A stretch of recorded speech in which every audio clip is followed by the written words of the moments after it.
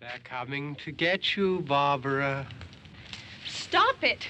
You're ignorant. They're coming for you, Barbara.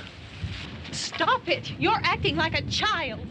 They're coming for you. Welcome back to SledgeHammer Horror, guys. I am Ken Sledge, and let's talk horror. Today, I'm joined by filmmaker Edward Payson. How you doing today, man? Doing very well. How about yourself? I'm doing very well. Thank you for asking. I'm so glad that we could finally connect and make this happen. We've been trying to make this happen for a little bit. We've both been kind of swamped, and it's just been kind of a pain in the butt there for the last couple of minutes. But man, I'm glad this is finally happening. For those who don't know, Edward moved from Derry, New Hampshire, not Maine, like I was hoping when I first read it, to Los Angeles in 2007 to pursue filmmaking. He made his first film in college, which was a horror film called Morbid, a love story. Shortly after, he came up with the Cohasset Snuff film, and currently 2 horror films that are in post-production, Bits, starring Dee Wallace, and then The Sunday Night Slaughter, starring Corey Feldman. So before we get into the reason why we're here, I want to talk a little bit about these films that you've worked on. Let's start, first of all, with Morbid, a love story. What can you tell us a little bit about that? Sure. So like most people who go to film school, you really want to get into making films right away. And then you quickly realize that, no, you have all these like electives and things that you have to do first and the general education requirements. So, I was really bummed, but then we had a lot of friends that I had made in California who all had their own equipment. So we didn't have to go to the school and get their equipment or wait until we were, sophomores or in some cases some schools require you to be seniors before you even get to make a film. So that wasn't sitting with us. So we decided, okay, let's make a film. And for weekends, for a year and a half, we basically made this film called Morbid, a Love Story. Slasher film, really, really gory, really, really ridiculous. And we didn't set out for it to be, a easy movie to make. There's a 75 person cast in the movie. There's 30 locations. So it wasn't something that was one location, 5 person cast. It was something that was a really huge undertaking, especially for people who never made a short, let alone a feature film before. Sure. And is that available to watch anywhere? We're hoping very soon. We're going to put it on Film Hub and see where it gets picked up and that kind of thing.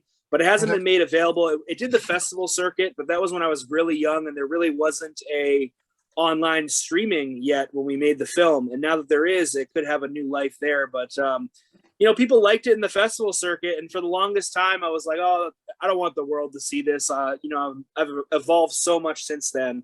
But now actually going back and watching it at a recent birthday party, I had a double feature with that and The Toxic Avenger. And a lot of people at the birthday party actually really liked it. They're like, hey, you should release this. It's not terrible for a first film, especially for the people who love trauma and all those kinds of films. It definitely fits right in that category. Well, I think a lot of us grew up with the trauma films. Lloyd Kaufman, they don't call him Uncle Lloyd for no reason. So I totally believe that that's something that we all grew up with, especially in this scene. Now, what about the Cohasset, the Snuff film? What's that about? So the Cohasset Snuff film is the story wasn't originally something that I came up with. A friend of mine, Darnell Taylor, came to me with a script for something called Life of a Serial Killer, Richard Bates. And basically it was kind of rough around the edges, but the story was there and I could definitely see something could be made from it. So we kind of made it into a found footage film rather than a straight up narrative and made it more like a documentary type style. But basically what that's about, it's about a kid in high school who gets a camera from his yearbook club and they tell him to go get interviews with all the high school seniors for a presentation they're going to have at graduation. And instead of filming himself, doing all these interviews, he films himself plotting out and carrying out the murders of 3 classmates and then uploads it to the internet. And it's kind of just his plotting and kind of all his him going crazier and crazier and crazier. And you see it all on camera. That's awesome, man. Now, what about that? Is that available to stream anywhere or? Yeah, you can watch that now. It's on the Plex network. It's on, I believe it's on Tubi. It's on Zizu, a bunch of random, if you just look up the Cohasset Snuff film, if you have an Amazon Fire Stick or something like that, it should come up all the places you can watch it. Okay. And then now let's talk about the 2 that you have in post-production. This is very exciting for me as well. Getting to talk about Dee Wallace and Corey Feldman. Let's start with Bits. what can you tell us a little bit? I know these are post-production, so we can't get too spoilery here, but what can you tell us a little bit about Bits? Sure. So Bits is my biggest movie to date. Bits, we actually had a $1 million budget. And we have, besides even just Dee Wallace, we have Bill Oberst Jr. He's in the film. We have Najara Townsend, who people know from a bunch of different movies. She's like a horror legend now herself. But basically, it's about a haunted Sega Genesis game that if you don't beat the first level, you become possessed and kill everyone you've had contact with in the last 24 hours. So it's essentially a demon movie, a demon or zombie-esque movie. I can honestly say I felt that way playing Silver Surfer for the NES when I was a kid. So I can totally relate to how that can feel. And I do want to say Bill Oberst Jr. is a fucking gentleman and a scholar. I love that man to death. He is one of the kindest, most gentle souls I've ever had the privilege of meeting. I'm so happy that you got to work with him because I think that you and him would be fucking dynamite together, man. You know, we've been trying to work together for a really long time. I actually had a script way back in 2007 for a film called Pitbull that I still want to make, but it's a kind of higher budget film. It's really, really brutal. Basically, it's like an underground fighting movie that's also very horror-esque, where basically what happens is people that are super rich hold, you know, essentially human cockfights in basements of like warehouses and stuff and then bet on them. So they're all people that have like day jobs. They're just, you know, this is something that they do. Right. And Bill was going to be like the main antagonist in it. And he was on the posters and everything for the marketing. We got really, really close, but I didn't really want to compromise on it. We had someone who was interested in it, but they were like, can you make it PG-13? I was like, well, no. Right. So I'm still waiting to make that, but I know it'll get made, and I still want Bill in that role. So I bet. Because like I said, man, just you talk to Bill for 10 minutes and you feel smarter and you feel like just a better overall person because that guy is so genuinely sweet and kind. I think that he would be awesome in that role. Yeah. And I worked with him actually back when I was in film school. I met him. He was the lead character of a thesis film that I worked on where I wasn't even like I think I was like a lighting technician on that thesis film. We just kept in touch over the different years and stuff. And he came to a few of my movie premieres and all that kind of stuff. And we just always kept in touch. And we finally got to actually work together on Bits, which was really awesome. That's so cool. I can't wait for that. And last but not least, man, the Sunday Night Slaughter. Again, it's in post. Corey Feldman, obviously, all of us growing up in the horror scene, whether it be Friday the 13th, all these movies that he was in when we were kids, something that was really, truly amazing. I'm sure that was awesome to work with him. What can you tell us a little bit about the Sunday Night Slaughter? So the Sunday Night Slaughter is basically like an anthology film, except for there's just one solid story. So it's not completely separate shorts. You might see like one character from one, short show up in another one. So it's all in the same world. It's all happening, in conjunction. Okay. But yeah, it's just balls to the wall. Everything from demons to crazy, religious people to devils to cannibals, bullies like that murder people. Like it's really, really just kind of all over the place. But we love that. Like I have the same person editing both movies, and basically what he said is like, if Bits is like pop music, then the Sunday Night Slaughter is like metal. Oh, badass. Yeah. And one thing I do want to remind everybody, I'm obviously going to keep you guys updated on these things because that's what I do. And I'm so excited to see these things. So obviously I'm going to keep you updated, but you don't have to wait for me to do so because you can click the links right down here in the description and you can follow Edward on all social media. So make sure you're giving him a follow. So that way you can stay up to date. You don't have to wait for me to update you on release dates or how things are going with the projects. You can follow him and you can stay right up to date with all the cool shit that he's working on. And I can honestly say I'm so stoked about this, man. I'm so excited to watch these things that you're doing because it sounds like a whole lot of fun and you've got a good head on your shoulders. You're working with great actors. You've got great stories. So to see these things come into fruition for me is going to be a whole lot of fun to watch. So do we have an ETA on Bits or the Sunday Night Slaughter yet? So right now, Bits, we're trying to get it into the market next year, and the same with Sunday Night Slaughter. So early 2022. We just had a big meeting this weekend where we got to see all the special effects and all that kind of stuff put in there. I'm talking about exploding heads, ripped heads off at the jaws. We have like tons and tons of stuff. So we're really, really happy about it.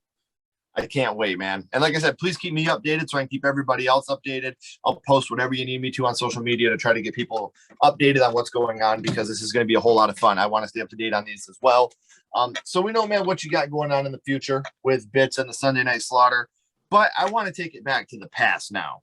And I want to talk about what got you started in the horror genre, your first horror movie. And your first horror movie was Night of the Living Dead, original 1968.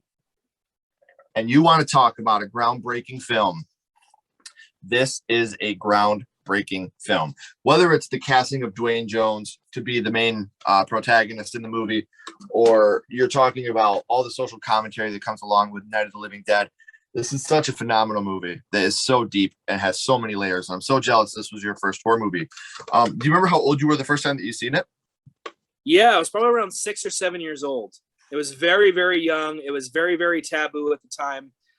So my mom and dad got divorced when I was around like 5 or 6. And my dad ended up getting remarried like within like 15 or 16 months from when they got divorced. So he lived in Hooksett, New Hampshire, and he was a gunsmith. So basically someone who makes bullets and stuff and refurbishes weapons and all that kind of stuff. And he had a workshop in the basement underneath the stairs. So it was already really creepy to begin with, because it was this old New England house. But basically while he was working, like sometimes like we'd be there on the weekends and he wasn't able to, just spend all time hanging out with us. Sometimes he had to work, but, tried to keep us like occupied at the same time. So he had a little like 2x5 black and white TV in the office, and I remember my brother and I just watching Night of the Living Dead for the first time, and being that young, not being able to sleep for weeks, but not for the reason people thought. I just wanted to see more horror. I wasn't scared. I wanted to see more horror films, and especially like more George Romero horror films and more zombie films. That was the first time I had ever seen a zombie film, and it was honestly my first like introduction to how amazing horror was. By then I had already seen like Terminator 2 in theaters and that kind of thing. So it wasn't like I was just deprived of rated R movies in general, but it was definitely my first like hard R horror movie. Sure. And see, I think it's funny you bring up Terminator 2, because I completely consider Terminator a slasher film. I think the first Terminator is a total horror slasher film. Terminator 2, obviously more sci-fi action, but it still has the horror elements. Like, it's still the scene where the T-1000 gets the guy in the eye and he drops the coffee cup. Like, that's a total slasher moment right there in its own right. But I agree with you where I think Terminator is a total horror slasher. Terminator 2 took that and made it more action adventure. But man, seeing Terminator 2 in the theaters must have been dope as fuck, huh? Yeah, that was my first theater experience that I remember, is seeing Terminator 2. So, man, that right there is a home run. Like, that's home run territory. That's Grand Slam territory right there. Because I still think to this day that's the second best sequel ever made, behind Evil Dead 2. So I'm so jealous you got to see that in cinema. I'm loved the Terminator franchise too. So I want to go back to Night of the Living Dead. This scene, like we were just talking about, it's very iconic, and this movie has so many scenes that are so affecting in so many different ways. But what would you say the scene was that affected you the most from Night of the Living Dead? Well, the thing that I thought was like really telling for the time, and I know this isn't the one that we talked about beforehand, but the one at the end where Dwayne makes it through the entire movie, and he's the only one left, and then all of a sudden he gets shot by the people in Pennsylvania. And you don't really know if they think he's a zombie or it's just because he's like, a black man in that time. But just put another one on the fire. And that ending was just so like, oh my God, like, how are they ending a movie? That's not a happy ending. Just, people just kind of just talking and burning bodies on a fire. Yeah. And I love the dark ending in this movie. You have this, and I think the other darkest horror movie I could think with the darkest ending would probably be either The Mist or American Werewolf in London. Those three movies all have super dark endings, and I think that's great because everything's not always sunshine and rainbows. And the ending of this movie completely fits the whole theme and all the theatrics of the film. Now, Edward, when you think of Night of the Living Dead, what is the first thing that pops into your head? Uh, honestly, it's really fun. So back in, I forget what it was. It was like the last convention that Fangoria was associated with Creation, and it was a Vegas Vegas festival that they had, and I think they were like expecting like 25,000 people there over the weekend. It was at the Palms in Las Vegas, and there ended up only being like maybe 1,000 people that came total. There was more people there, like displaying, like whether that be actors or directors and whatnot, than there were actual patrons to go to the thing. So not great for the festival, not great for Fangoria Creation, but great for the people that were there. I was there promoting Morbid, and I just happened to, go to the table with George Romero, and I was able to talk to him for a very long time, uninterrupted. Dude, and I awesome. told him and I told him like, hey man, like I'm here promoting my first film, and he talked to me about it, and he took a picture with me, but also, let me show you something here. Yeah, so of course. He gave me this, if you can see it. Can you see it well? Oh yeah. So basically what it says is, Edward, best of luck on Morbid and whatever else you do. Stay scared, George Romero. And that's amazing, dude. I'm legit jealous right now. Well, the crazy thing is, so at that time, this was like probably only a few months before he started to get really sick, and he wasn't doing, personalized autographs anymore. He was just kind of scribbling his name because that's all he could do. So that made it even more special that I was one of the last people who got like a personalized autograph from him. Right. And of course, like, after seeing Night of the Living Dead, like in my teenage years, I went through his entire library. And that's some of the movies you see behind me. I just have a giant, mess of movies. My office is a little bit of a mess right now because we're about to have a baby too. But yeah, like I would say probably like every one of his movies I have in probably like 3 different forms. So. Right. Well, congratulations on the new baby. I hope everything is fine. Everything's healthy. I know right now it's a scary time to be having a child. So I hope all the fingers and toes and all the body parts are there, because I have 3 kids of my own. So I know how scary it is, especially right now with COVID and the Delta variant and everything. So I hope everything is safe and healthy and everything is great with the baby, my friend. Thanks so much. So far, so good.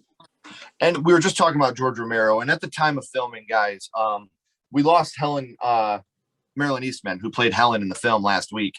And that's a big blow to the horror community, man. She was a great lady. And, I'm going to dedicate this episode to her because, like I said, we wouldn't be doing this episode if it wasn't for her. And Helen, whether you love her or hate her in the movie, you can't deny that the scene with the garden spade, the cement spade, with the daughter killing her is one of the best scenes in the whole film. So, it's a huge blow to the horror community. So this episode is dedicated to Marilyn Eastman, Helen. And I'm glad we got to talk about this episode right now because, like I said, it was weighing hard on me. I wanted to talk about that when we talked about George. So if you guys get the chance, just pop this movie in, give it a watch in their memory. So well, back to the episode, man. I just wanted to throw that in there real quick because she's absolutely amazing in the film. And we talked about which scene affected you the most, but what would you say your favorite scene from Night of the Living Dead is? I would say everything that happens in the basement. So it's the basement scene where the little girl basically kills her mom with a hoe. Not a hoe. I don't know what that actually is called. It's like a mason spade. Yeah. And I think that's the only time besides the rock at the beginning of the movie where the zombie breaks the window with the rock, where they're actually using weapons until like Land of the Dead, where they're actually like learning and stuff. But I think that's the first or the first and only time they're actually like using something to kill their victims with. Yeah. And like you said, the rock happened in a basement. Like, I always bring up the mason spade and the rock when people are like, zombies can't run. What the hell? I'm like, dude, there's no clean cut thing on what zombies do. Because in Night of the Living Dead, they're using a garden spade or a mason spade to kill somebody. They're using rocks to break windows. Like, there's no set. This is what zombies do. This is what they don't do. Don't be a zombie Hitler, man. Like, don't try to tear something apart because of what the zombies are or are not doing. Well, now, Edward, we got to get dark here for a minute, my friend. We talk about horror movies and we love kills. Kills are part of the things that bring us to horror movies, as disturbing as that sounds. in Night of the Living Dead, which kill or death would you say is your favorite?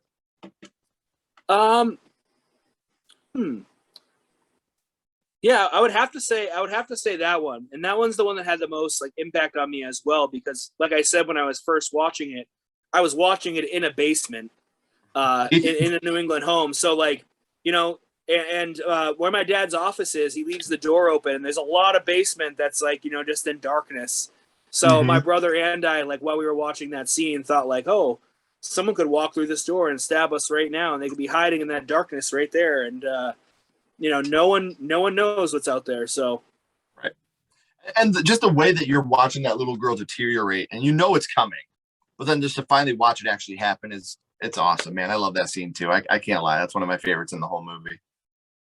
Yeah. So I want to flip the script here a little bit and throw you a curveball, man. We talked about your first horror movie and how that affected you, but now I want to go scream on you here for a second. What's your favorite scary movie? What is your favorite horror movie of all time? My favorite horror movie of all time.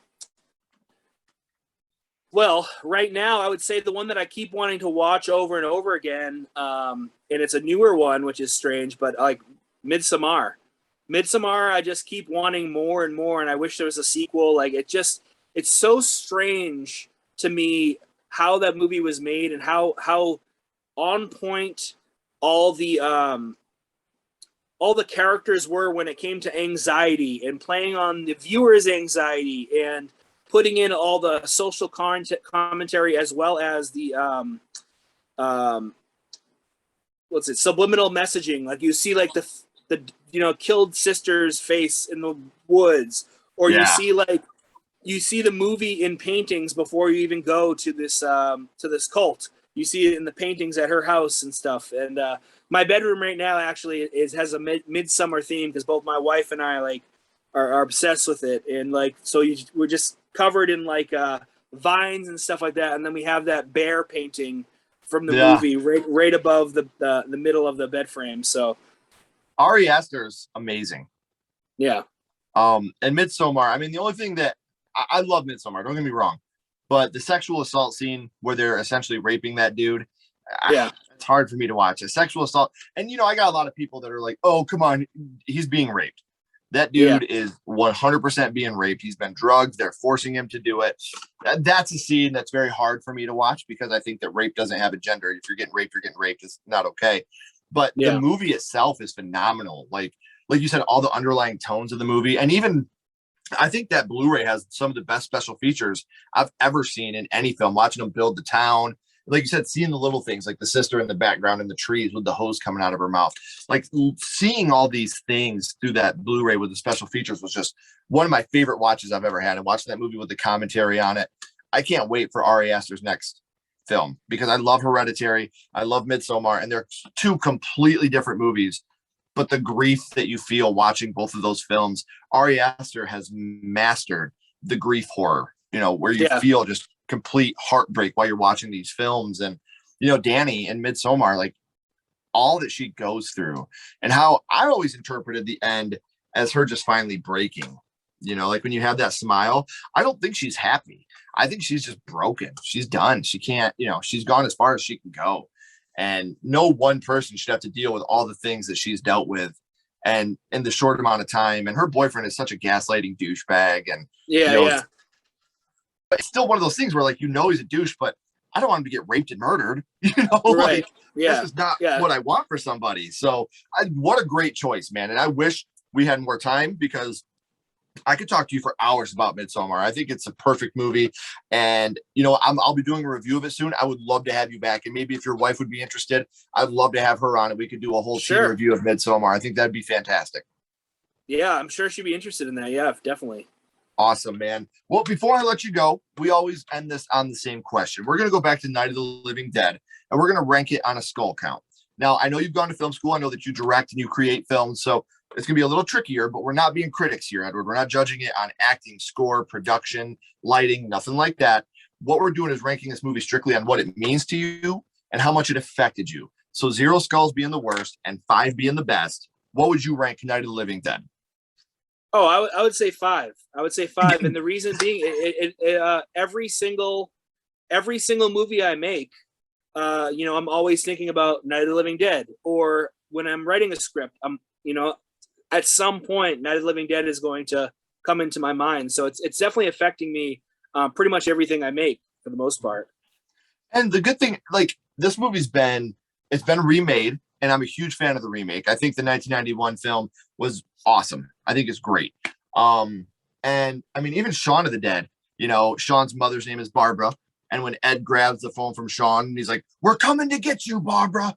Like all these little things that are references to Night of the Living Dead. And I've said this before, Of the Dead is one of the best film franchises of all time. I think some of the remakes go a little off the track, but overall, George A. Romero's work on his Of the Dead franchise is completely phenomenal. Night, Dawn, Land, Day. I think they're all great, and they all have their ups and downs, obviously, but I absolutely adore these films, and I'm so glad that I got to talk with you about this.